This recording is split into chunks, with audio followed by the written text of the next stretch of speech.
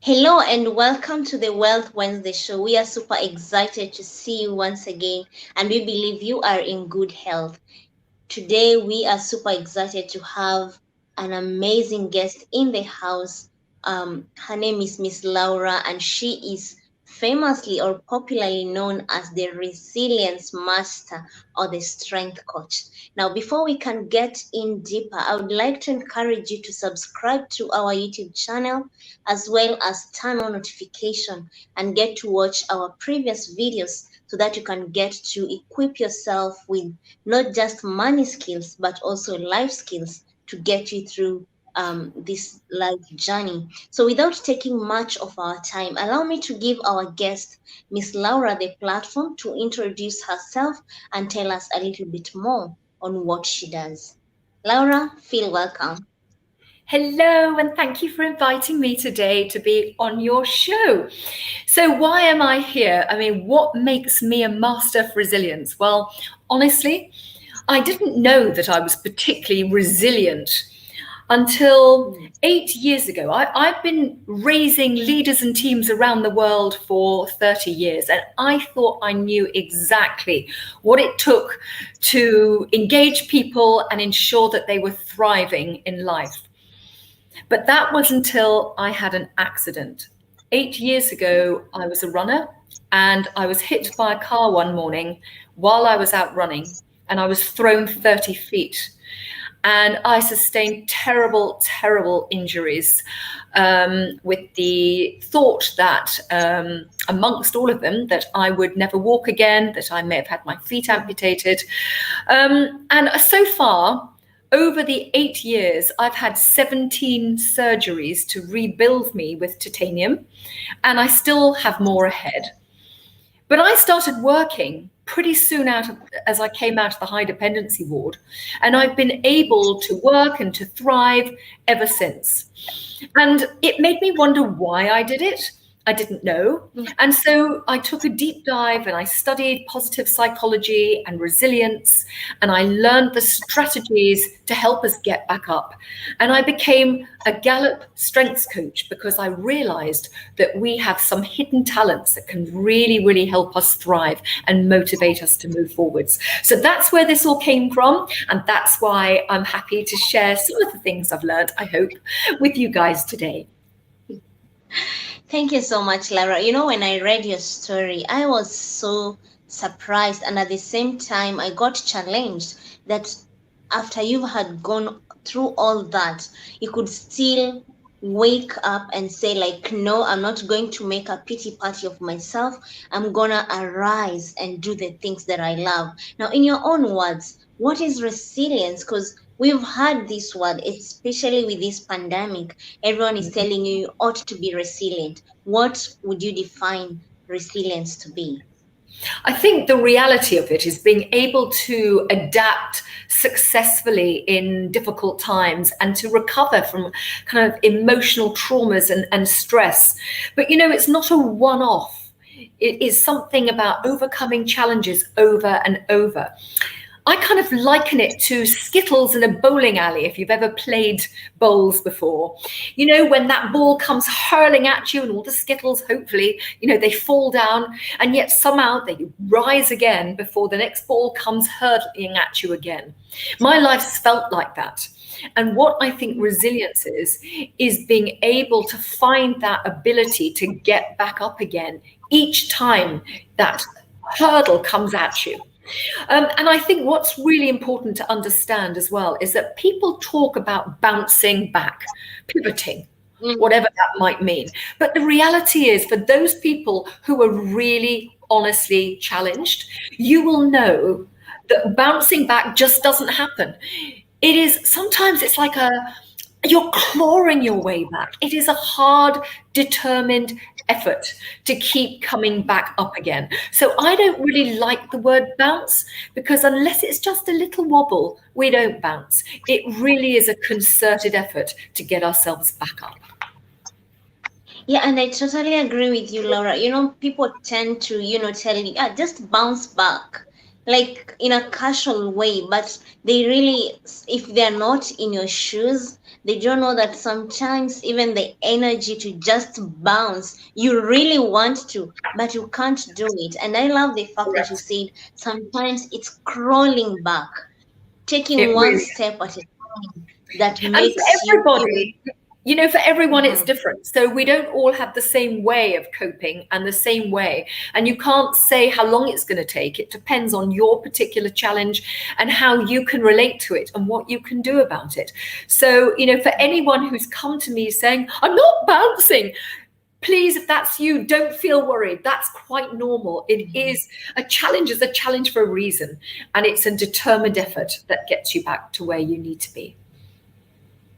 Yeah, and I love the fact that you have highlighted, not we don't have the same bouncing back capacity, or we cannot do it at the same time. Everyone is unique, and they have Completely. their own way, because there's someone who can get back really quickly, another one will take time, and we are all, doing it. We are all progressing. It's only that our measure of progress differs depending on people. Now, we all have this genius in us that, we know we have it, but we just don't know how to activate it. How can one go about that? You're right. We actually have far more power, personal power, actually, than most of us even recognize that we have. And honestly, I've come to learn that we are so much stronger than we ever believe. I think when it comes to bringing it forth, I would say that the problem is that most of us, we're so busy doing. We don't always get the right feedback, the appreciation, and sometimes recognition. And we rarely have time to hit pause and reflect on who we are and what matters to us and really what value we bring to the world. And I think we underestimate really our capabilities. And in this respect, we're quite likely not to achieve the things that we could. And I'll be quite honest, I think I was one of them. I mean, my accident brought into sharp focus for me that I took my natural abilities for granted. And I kind of assumed everyone could do what I did, but they can't.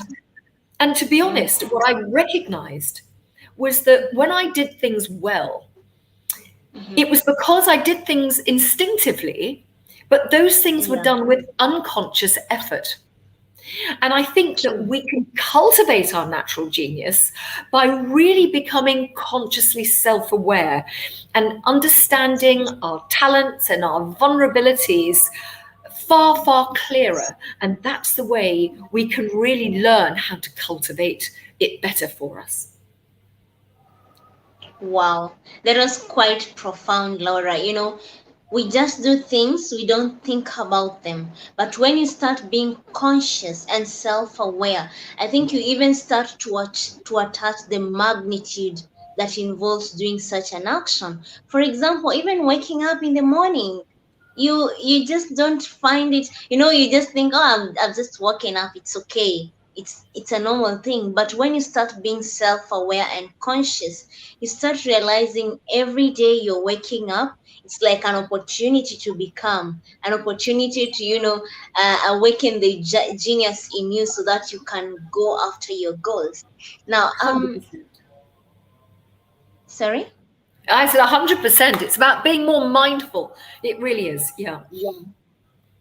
Exactly. And this pandemic has brought a whole change of things. We've seen hashtag new normal, we've seen hashtag, a lot of hashtags, and things have really had to shift quite a lot. And now we've seen a lot of people, you have to work online, we have to connect online. It's no longer the way it used to be. Now, this has affected productivity of most people, because they tell you, how can I be productive? I'm trying, but I just can't get to do this. So how can we boost our productivity? Well, I think the first thing to recognize is what your natural style is anyway, because there are some people who, mainly people who are really kind of analytical and kind of data oriented. And quite honestly, they relish more the chance to be on their own and to think things through and make their decisions. So they probably find that maybe they're naturally productive on their own working from home. If, however, you're somebody that really needs to connect with people and enjoy being around people, then you're going to find it instinctively harder when you're stuck at home sometimes to feel motivated. I know I feel energized when I'm around people. But I think what's really important is, again, this whole thing about we get busy doing stuff. It's a bit like being on a hamster wheel sometimes. We've gone from meeting to meeting online, Teams, WebEx, Zoom, calls, we get stuck with silly things, getting called in to be involved with de-energized products or projects. And we've kind of lengthened our day and forgetting boundaries and kind of really lost track of what we should be doing. And it isn't really about how long we're working. It's about the choices we make and are we focusing on the right things? So what I would say, really, I think, firstly, it's about doing a self-audit. It's about looking at what you spend your time on. Is it serving a useful purpose to you? Does it align with your strengths and your energy? Are you procrastinating? What contributes best to the way you perform? And I think you need to look at what stops you. What are the things that actually stop you being productive? It's really important you notice what they are, because then you can start to put things in place to kind of counter what those things are. So in other words, everybody needs a strategy. And there's not one strategy, unfortunately, that fits everybody. We've all got to have the right strategy for us. And the problem is we keep hearing, speed and action, but actually what's more important is direction. We need to know how we want to move, what we're trying to achieve. And I think a lot of this, I've seen so many of my clients who really have thrown money and time trying to get things right, learning 1,000,001 things to be productive. And actually all they need is to think logically about where they want to be, what's getting in their way, and make a plan. So I think that's really, in order to be productive, we need to think about where we get caught out, do that self-audit. And I want to share with you, actually, there's a brilliant book that I love. I don't know if you're familiar with it. It's, what is it? Now I'm not going to remember. It's called The One Thing by Gary Keller. And he talks about what's the one thing you need to do every day that by doing it, it makes all your other work much easier. And he talks about it in terms of dominoes. What's your number one domino? And then you line up your other jobs around that so that it's a bit like a game. When you hit the first domino, you knock them all into effect. So it's about recognizing priorities and how to focus on what you really need and not get caught up in all the periphery stuff that doesn't matter. So I think, don't know, do you know that book? Have you come across it before? Not yet, but I would love to have a look at it. I'll definitely look for it, because we are all in a way affected with you. You find yourself in this rat race where you're chasing things, you're trying to be productive, you're trying to get results, but at the same time you find like it's not working.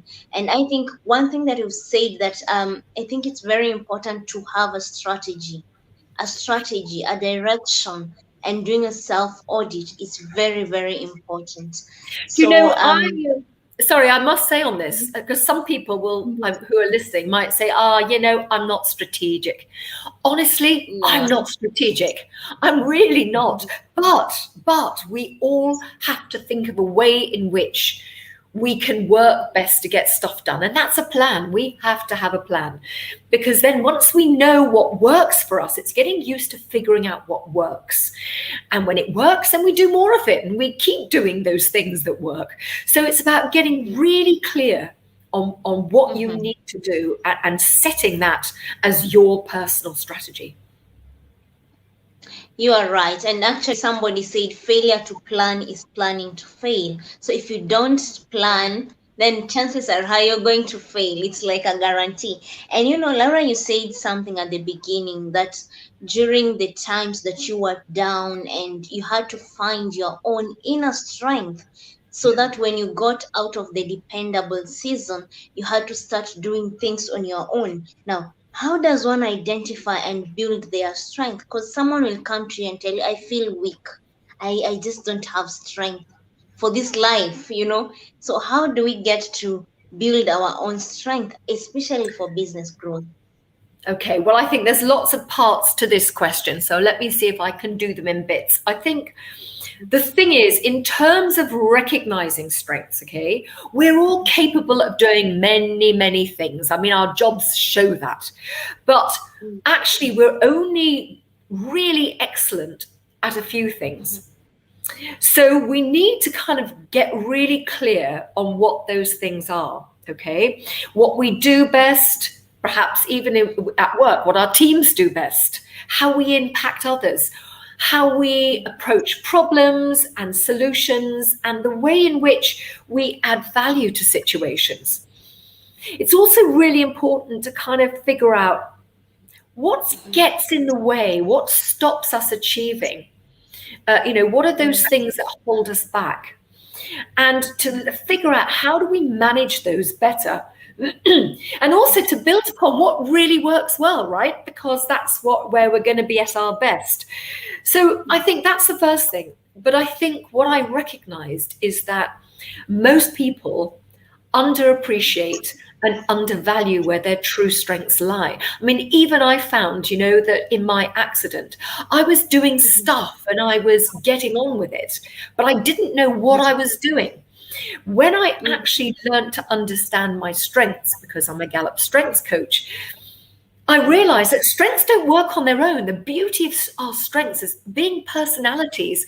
Our strengths kind of work like colors in different shades. And so I kind of took a long time to understand what that looked like for me. And I realized, or I found out, I have strengths like focus, achiever, activator. So my focus means I prioritize. My achiever means I want to get stuff done. My activator is I don't just want to talk and think about it. I want to make it happen. And then I have a strength called maximizer, which is don't just do it. Do it the best you can. So I subconsciously was using these things to make a plan, to make a strategy for myself. And the wonderful thing is that once I kind of recognized what those things were, I thought, well, I was doing unconsciously. So now, how can I actually consciously do these things better so that I can actually achieve more in a faster time and get a better result? And the lovely thing is that once you know that, you then feel in control of what you're doing, and you can orchestrate, if you like, your strengths to make them work in the way that you need. So this is why I think it's so important to get clear, because most of us, we just don't realize we do so many things that they're just instinctive to us. We just don't recognize how unbelievably talented we all are. We just don't realize it. So I think that's really important. And I have to say to you that, when it comes to working with teams, and let me go back and say, I'm talking about being a Gallup Strengths Coach. People who are listening might think, what the hell does that mean? Okay, so just to explain a little bit, Gallup is a huge analytical company that helps leaders solve their most pressing problems by providing amazing data. And the Gallup assessment, the strengths assessment, actually helps us define how we think, feel, and behave. And I must be honest, having trained leaders and teams for hundreds of years, I've probably used every psychometric test or tool that's around. And they're all good. They will all tell you something about who you are and the way you behave. But the amazing thing with the Gallup Strengths, which I particularly love, is that it's backed with more than, I think, 70 years of data analysis. And instead of like a flat model, it's like a 3D about who you are. And it's unbelievably accurate. So for me, it was just there was just no reason why I wouldn't follow that more than anything else, because it gave me more insight than anything else I've done. So that's why I use it. And what I love about it is that it just tells you naturally where your talents are, how you think, why you do what you do. And once you recognize those things, because you suddenly think, oh yes, of course I do that. How come I've never really thought about it before? So then you learn how to utilize it better. And it's the same if you're a manager or you're working in teams. I think of it a bit like a chessboard. And each person in a team is like one of those chess pieces. And each one has their own role, right? They all know their strengths and what they're there to do.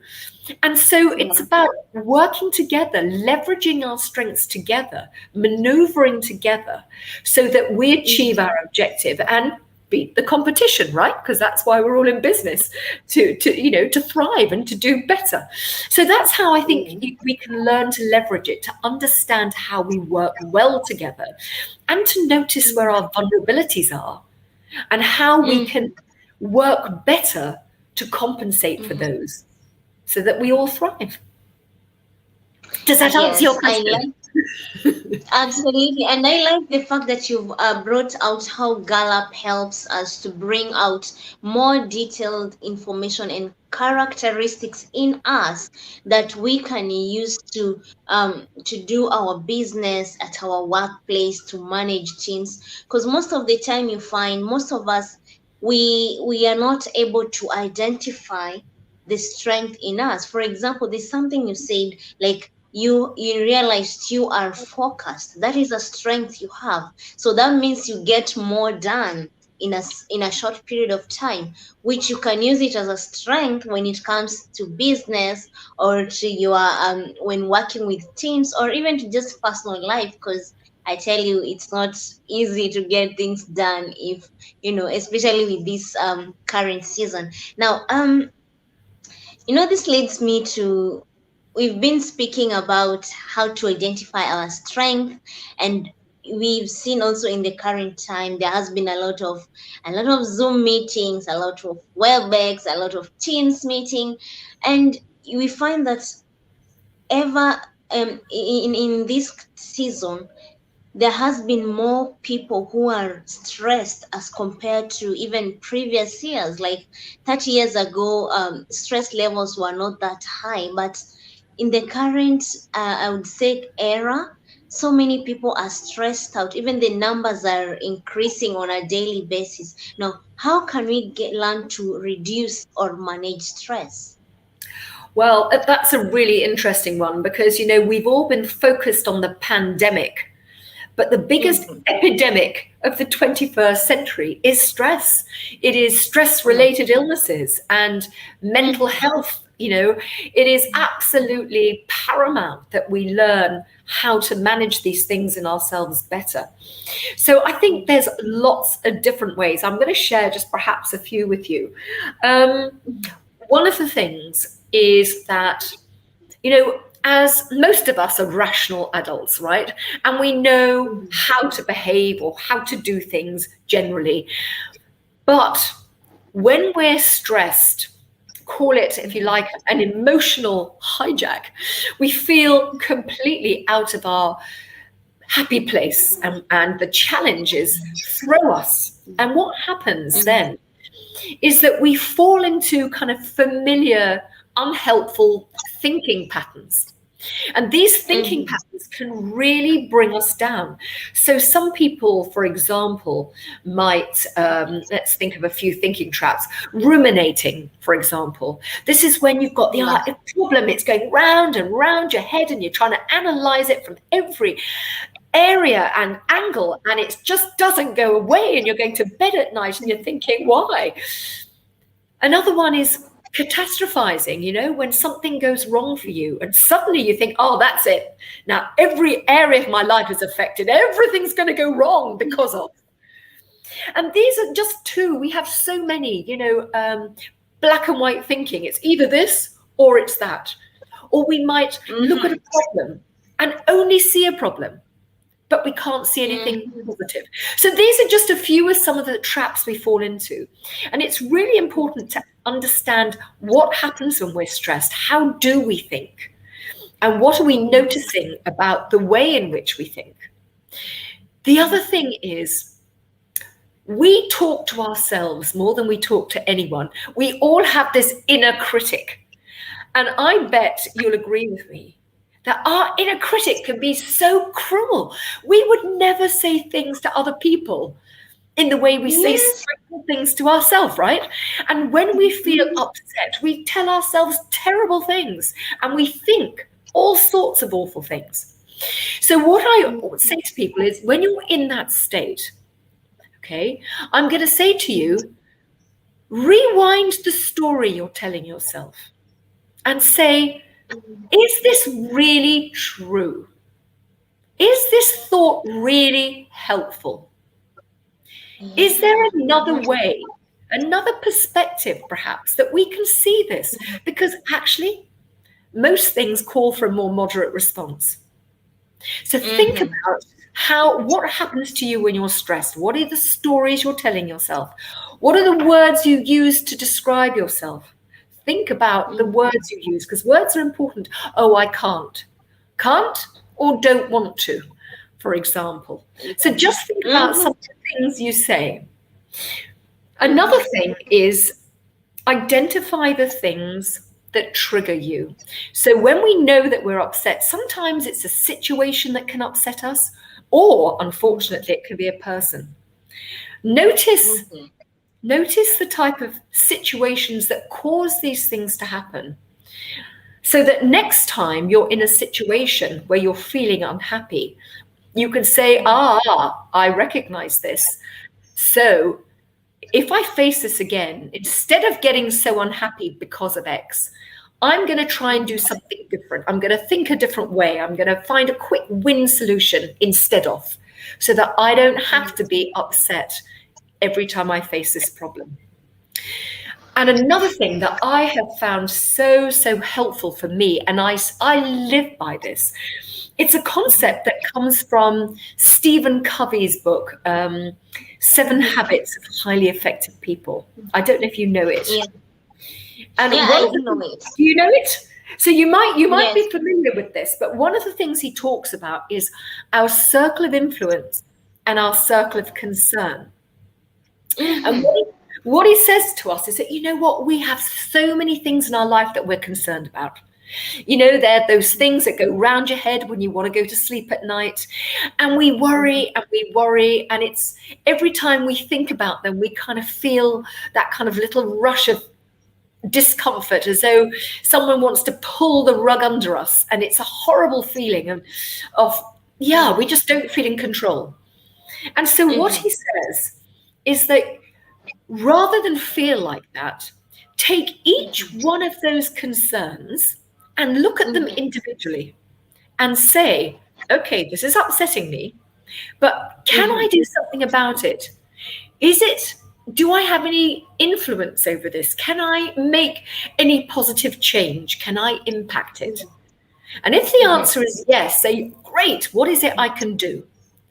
And identify an action. And what you find that happens in that is that when you know that for all those little things you're worrying about, that somewhere you have a degree of control as to how you manage that, it starts turning our worries into an action. And we feel that we're in control of our situation rather than letting our situation control us. And another thing he says is that if there's something it concerns you, but you have no control over, accept it and stop worrying about it, because you just spend so much negative energy and you can't change it. So concentrate your energy on the things you can change. And honestly, I work every day on my circle of influence. Can I do this? What can I do? And it really is really empowering, and it really helps minimize the stress. So something to think about in terms of managing stress a bit better.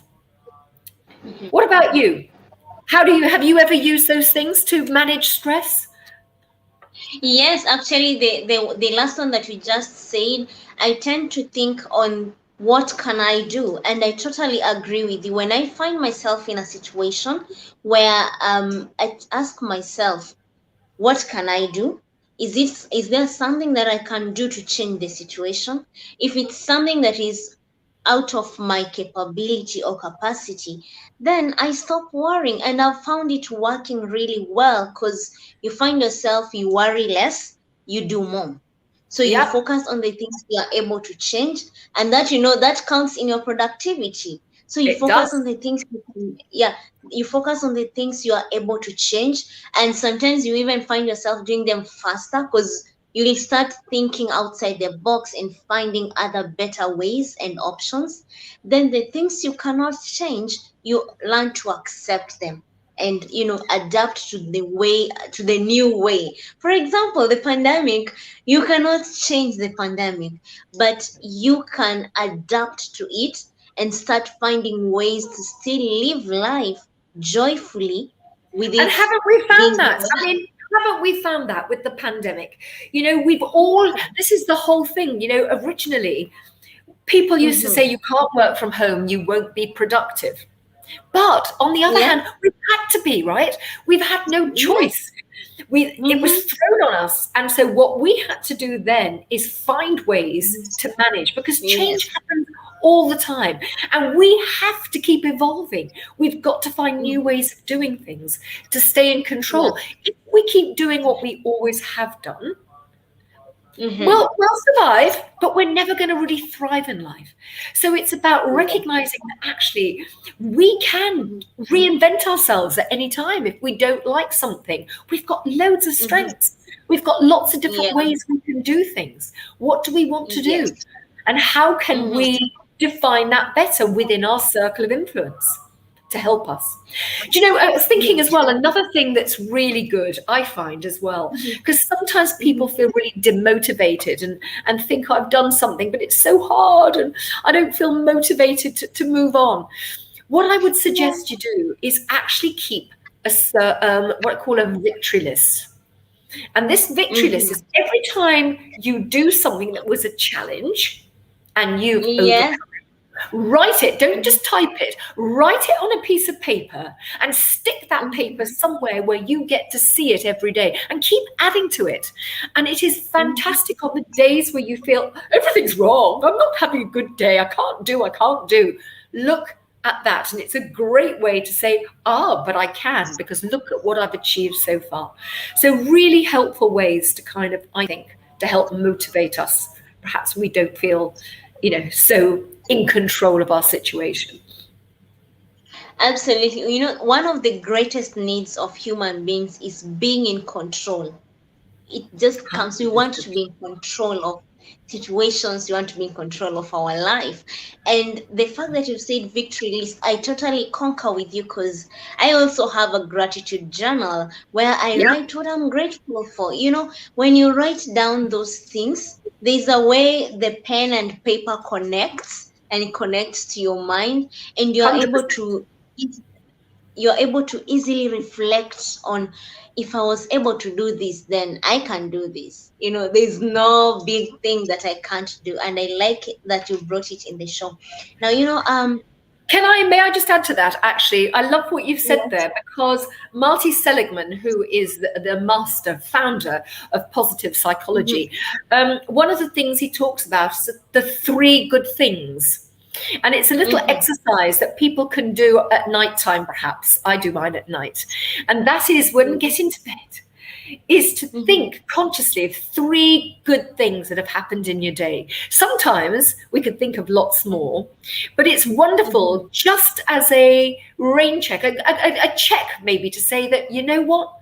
there are things that go well. Not everything is Yes. bad in our lives, and there's always something to be happy for and grateful for in our lives. So that gratitude piece really coming out, and it's wonderful for our well-being. Yes, yes. And every time you just stop to think on the three good things that have happened in 24 hours, you'll find yourself with a list of 10. Because Yep. sometimes even just a smile, sometimes you could be walking in the street and you see someone smiling at you and you're like, oh, this is nice. So, keeping a gratitude journal and a victory list is very, very important. Now, you are a resilience master, Laura, based on your background, how you've come out very boldly to teach people about resilience. Now, we love succeeding. Everyone Yep. wants to succeed, and that is why we are even we were speaking about how to identify our strengths because you want to succeed. Now, the problem comes in when you have a success now, but you're not able to replicate it. Now, how can we get to replicate success so that we can, there's this good feeling that comes with success and we want to keep it with us. So how can we do that? Well, I have to say, you know what? We naturally are hardwired to have a fixation with what we can't do. Okay. We zone in and we have, if ever I run a training session and I say to people, sometimes I talk about fixed mindsets, growth mindsets, and what's worked, what hasn't. And I say to people, okay, let's think of what's challenged you this week. And oh my days, there's huge chatter, because everyone has an elephant's memory for things that have gone wrong. And then when I flip it and say, okay, let's talk about what's gone right. Everyone's, let me think now. And they can't think of nearly as many things. So I think what we are deeply connected with weakness fixing. Successes tend to be in our blind spot. And there's a couple of things. Firstly, don't focus on your faults. Now, that might seem weird because a lot of people think that, we all talk about strengths and strengths and strengths, but oh my goodness, there are things we shouldn't do. And if we work really hard on those things, we can be then good at everything. But the reality is, they are, we can have, not everything we have is a strength. And they're not necessarily weaknesses. They're non-talents. We can't be great at everything. So what we need to be careful of is just look at what gets in the way of our success. But what we need to learn to do is to recognize that whilst we can mitigate around a weakness and learn how to stop it getting in our way, we actually will get a hell of a lot further if we actually focus on strengths. Taking something good to something great is far more possible and likely than to go from something which is complete rubbish to trying to make it good. So we need to make sure that our weaknesses don't hold us back, but don't get just stuck trying to make them perfect. What's been proven, data has proven over and over and over, is there is greater power in studying your past successes. So really, how I like to play it with people is to say, you know what? Think of what's gone well in your life. Think of something, perhaps a challenge or something that you've overcome. Think of what went well. And then say to yourself, what was it that you were doing that made it so successful? What behaviors did you have? What were you doing? And then say, okay, so if I want to have success in this area, how could I use some of those positive behaviors that I used there to help me with this situation so that I can perform better? So it's a bit like saying, when you've got a report card, perhaps with A's, B's, C's and D's maybe, don't get caught up in the C's and D's and, oh my days, well, how am I ever going to fix this? Look at the A's B's and say, what was I doing that made this so great? How can I make Yeah. more opportunities of this to happen? So every time you do it, connect to success. And the C's and D's start sliding off, and you see more A's and B's on your report card as you move forwards. So prime way, success comes. And success is about hard work, right? Because nothing comes for Mhm, nothing. Some people think I've got strengths. That's it now. I'm done. But you know what? mhm, mhm, One of the mhm, things we have to realize in this life now is that it's not mhm, being good all rounder. It's about specialization. It's about becoming a master, an expert in your chosen mhm. field. So you've got to Yeah. really decide, where do I Mhm, want to create most impact? mhm, mhm, Where are my strengths, and how can I leverage mhm, my talents mhm, to move forwards towards being an expert? And how do mhm, I use my past successes to study those behaviors that I used to do that? mhm, And what skills might I need on top of what I know right now to add to mhm, what I need? It could be listening to a podcast, it could be watching a mhm, video, it could be hands-on experience, studying, mhm, training, whatever it might be. But recognize mhm, where you're naturally good, and then think, how do I best invest in me to get mhm, that to turn into something great? And that's where success comes. And if you keep following that, you'll be mhm. successful over and over again. I've learned to do this, and honestly, I'm so grateful for knowing how to do it. It's made such incredible changes to my life. Wow. And I love the point that you've said. It's about being a specialist in something you're good at. When you specialize in something, you're able to um, track the successes before in the past, and then use that now to replicate. And just to add on it is, I would say that even our attitude matters, because personally, when I was just thinking about our show, I started thinking about my past successes and asking myself, what kind of state was I when I obtained that? And I noticed my attitude at that time contributed to that success. So I think our attitude also plays a major role in Major. replicating, yes, in I think replicating if I our. was to share, is that, Mhm, our thoughts, our feelings, and our behaviors are completely mhm, connected.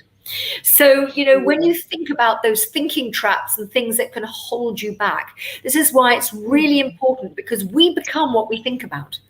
So it is mhm, really, really important that we understand how we think. We don't, yes, the thinking traps are important because we often place a lot of self-limiting beliefs on ourselves. Oh, I mhm. can't do.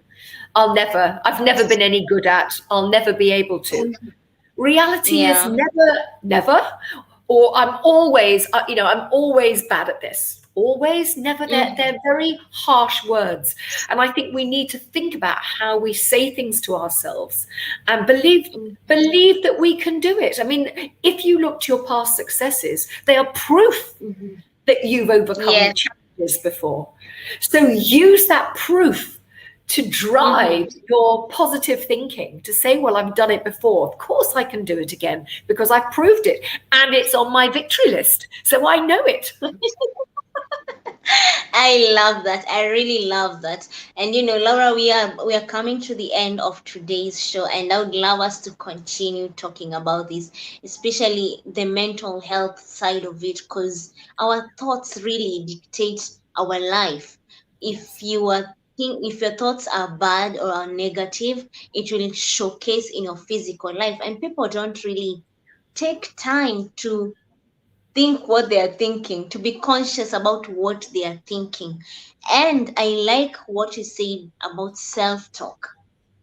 This is one area that most of us struggle with, because the inner man in us is always quick to say bad things to us more than good things to us. And this can clearly be proven by what we just mentioned. Whenever you go for a training session and you ask people what went bad, they will tell you a whole list. But when you tell them what went good, that's when they start thinking, let me think. So that tells you there's it's very important for us to be self-aware on what we tell ourselves. Now, how do we maximize resilience to build capacity to bounce back? Sorry for the word bounce from adversity, Okay, or well, to get back. I'm not going to say bounce back because, as you know, I don't believe in bouncing. But the point Yes. is, we can learn to get up Mhm. every time. As I said, I felt like, those skittles in the bowling alley, but I found a way to get back every time. Mhm. And the thing is, success in life is not an accident. It is True. effort. And Mhm. you've got to accept that, and you've got to make the decision that you're willing to Mhm. try that.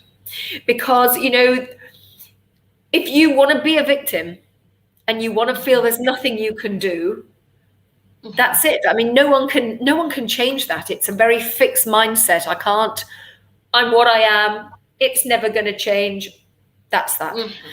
And if you feel that way, it's Mhm. very, very difficult to then move out of it. But we have to look that change in this life is constant. We have to keep adapting, we have to keep evolving to thrive. So, Mhm. I have learned firsthand 17 Mhm. surgeries, gosh, so many challenges over the last few years. But I've learned that we Mhm. can reinvent ourselves at any time. We can make choices. And if that choice isn't the right one, make another choice. But we Mhm. always have choice. We get control over what we do. Everything we do, we Mhm. have the choice. We either want to do it or we don't. Mhm. And if we want to, we've got to figure out what's our best way forwards. How do we do that? Because actually, we Mhm. have all the personal resources we need sitting right inside us. We have the ability to touch excellence, and all of us, to achieve Mhm. remarkable things. So we must keep Yeah. evolving, and we must believe it and keep investing in ourselves, and we'll get there. We will every time come back from adverse situations. Absolutely. To be honest, Laura, you are such an inspiration to me personally, because I can't imagine 17 surgeries and you are here inspiring people, telling them that being resilient is possible. Look, I did, that is something I really value so much, and I must commend you. May I I was share? just thinking, May I sure. share with you a little more? In actual fact, and I think it's Yes. really Yes. important, is that I live with pain every Mhm. day. I still have many limitations. I still do sport every day. I do so many things, Mhm. but I have a lot of limitations. And I face three Mhm. more major surgeries in the next few months. But the thing is, I made a choice that it would not reduce my life, because we can all choose to have a life filled with purpose and meaning and joy if we want it. Mhm. We Yes. just have to make Yes. that Yes. decision that we want it and then Yeah. push ourselves to do it. Wow. And I'm so sorry about the pain that you have to go through, but the fact that you have overcome it, and you're just this positive energy. Whenever I talk to you, I feel this positive energy you just bring in the room that someone cannot even imagine the things that you have to go through, but because you've made that decision, that conscious decision that I'm gonna be happy, I'm gonna be joyful, it's something we all can learn from. Now, as we come to the end, I can see there's someone who just commented. He's called Makose Chenita. He's saying that raising our human capital, absolutely. And Laura, as we come to the end of this show, people would love to find you or connect with you or just get to know about you. How can they do that? And as well, I know you are having an international best-selling book. How can Yes. we get it so that we can get to learn more about building resilience, not just for ourselves, but also for our businesses? Well, let me share with you actually, because my book is something that I made very easily accessible for everyone to read with positive things that can help them to find their way forwards with activities and all sorts. It's on Amazon and it Mhm. is called Rebuilt to Last. Choose to Flourish. So it's on Amazon. Please, it's on Kindle and as a hardback or a paperback. So please do take a look at that if you're interested. Laura Everest. I'm on LinkedIn. I Mhm. have my email is laura@lauraeverestconsulting.com. So if you'd like to get in touch with me, please do, because I spend my time. My mission isn't about showing you my superpowers, it's about showing you yours. So if anyone feels that they're stuck or at a crossroads or they're not sure how to move with their next step forwards, or just want to become a master in their own Mhm. strengths, then please contact me. I love to hear from you. Thank you. You're most welcome, and we are super grateful to have you in the show. Thank you so much for giving us your time. You'll share with me the link to your book so that I can attach in the comments of the video later on for anyone who would want to get a copy from Amazon. So, this brings us to the end of the show. Thank you so much to our audience for tuning in. Keep watching, keep sharing with us your comment. If you have any question, just write it in the comment box and we shall be more than happy to revert back. Until then, see you Mhm. and keep safe. Bye.